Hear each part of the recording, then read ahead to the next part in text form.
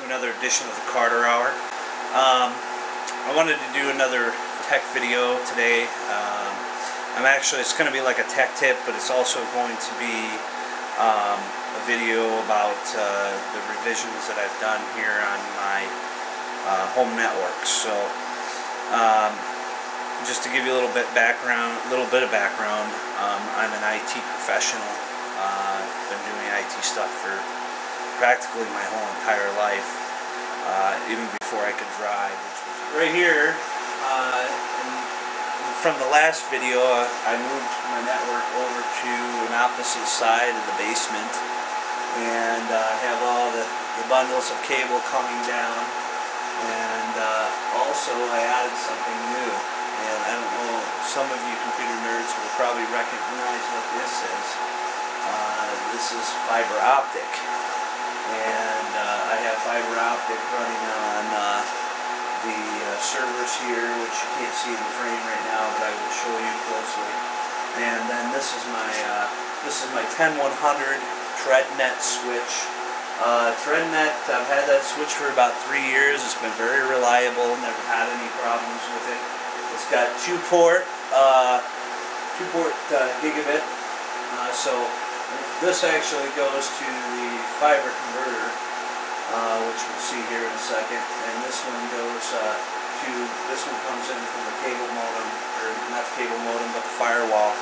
And actually the cable modem is a gigabit to my firewall, and then it's gigabit from my firewall to my switch, and it has made a slight improvement. I wouldn't say a vast improvement, but it has made a slight improvement. Right here, I don't know if you can see it yet. That's it.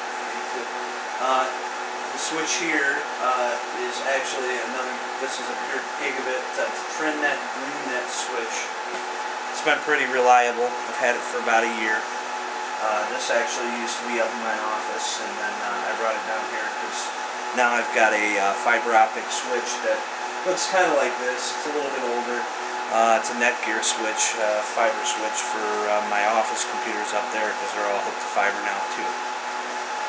So, I've got the revised server, my NAS server. That's running OpenFiler, and then down there is my domain server running 2003 SBS. And then below that is actually an APC 2200 20 amp inputs.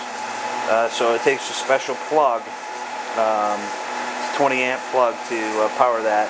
And when I was actually deciding to put this over, I actually had to bring power over here, and that's on its own dedicated circuit. It actually taps off the dedicated circuit that I had for this previously. And then my tape drive, of course, as I've showed you in my last video. And then there's my firewall. So it says starting. I haven't fixed that problem yet. It's not a big deal or anything. It doesn't make it work any worse or better. There's a close-up of the ThreadNet switch, and I've got the bundle of cable coming from each direction. It seems like, well, actually this is just what's left over, and I wanted to make sure I had enough in case this needs to be moved again. But that goes up, and some of the cable comes in from one part of the house, and some of the cable coming from the other side of the house.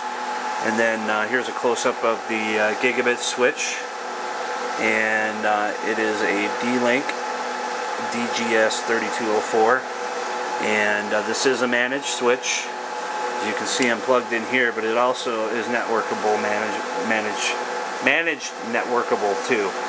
So you can manage it either via Telnet or via the web-based interface.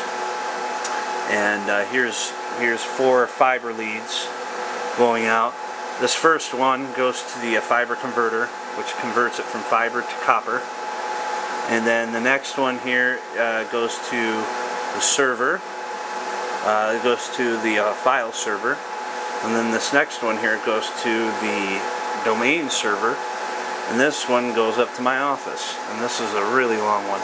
And as you can see back there, I don't know if you can see it real well, there's bundles of cable, because fiber optics a little bit harder to terminate if you don't have the right tools.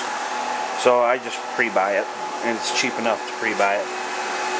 So we come over here, and there's the bundles of cable hanging out in the ceiling there, and the fiber was very cheap to my surprise. It's actually cheaper. It's actually a little bit cheaper than copper. As you can see here, here's my. I just added this a little while ago. This is a Motorola SB6100, and this is. I've actually got channel bonding going on the receive as opposed to orange. It was orange for the first part of me owning this modem, because I only had a 10100 connection going to it. Now it is a gigabit connection going right to this. So this is the SB6100. It's definitely worth the investment on this modem, but I got it for pretty cheap, so that's the only reason. The next thing here is the Trend Net.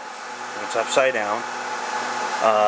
Fiber media converter, and what this does is this takes the copper and and brings it over to the fiber, and vice versa. So both these communicate with each other. So if I have things on copper, like of course my internet service is on copper, then I can communicate to that via this fiber converter. And these are pretty expensive too, and I ended up getting that for a good deal. To the back of the rack here is, and I think I showed you all the cable coming in. I've got two fiber links hanging down here. As you can see, there's the domain controller, and then the file server, and then the back of the firewall and the tape drive. I can actually give you guys a back view of these a lot easier now, because this is easier to access. And there's my KVM switch right there that switches between these two. I don't have a very lucrative setup, but it gets the job done. All I really need is authentication and storage. So it's as simple as that, and backup, of course. Velcro. It's like a Velcro tie, and it's very inexpensive. I think you get 50 of them. I have another roll of this. It's in gray, and you can get multiple different colors. And what this does essentially is this keeps your cables tied up.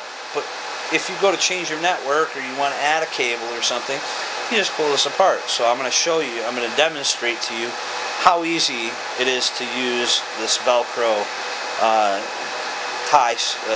You take one off, as I have done here already. As you can see, there's one end right there, and then there's the other end.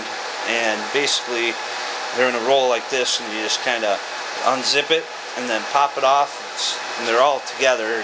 It's really easy to get one tie out of it. And say I want to take these two cables and I want to wrap them to these two cables. So what I do is I just take them it's just like a zip tie, and I take it and put it through the little hole there, and zip, boom, wrap it a couple times,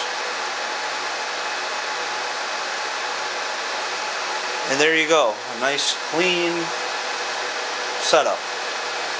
And say I change my mind later, and I don't want these two cables with these two cables, or I'm going to be moving these. I just unvelcro it, boom, and it releases. And say I want to just do these two cables together, and I'm good to go. I just wrap, and and that's it. I mean, that's all there is to it. Right there. All there is to it. So this stuff makes it great. I mean, it's not just for cables. I mean, you can use it for virtually anything. You can use it for hoses. You can use it for keeping extra cable tied up. I mean, or you can use it for just hanging something. Or, like for example, I use these ties up here to hang the extra bundles of cable up here. I use those, and I use these ties, and don't mind the spider web up there, but to tie it up here, right there, you know.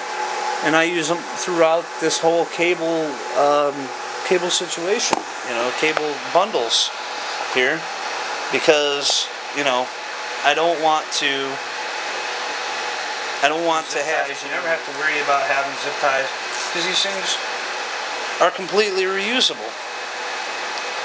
So I would recommend, definitely, if you're going to do a network, don't use zip ties. I've seen them tear through. In fact, I did use a zip tie on a couple of network cables, and after a while they were there for 6 years, and they had actually torn through the plastic sheathing of the cable. So my recommendation is don't use zip ties for your network. So I hope that that tech tip helps you guys on you know, if you're just going to patch your network together and get your cables all nice and neat. Definitely suggest these. For the Carter Hour, that's been another edition. It's tech tip and kind of showing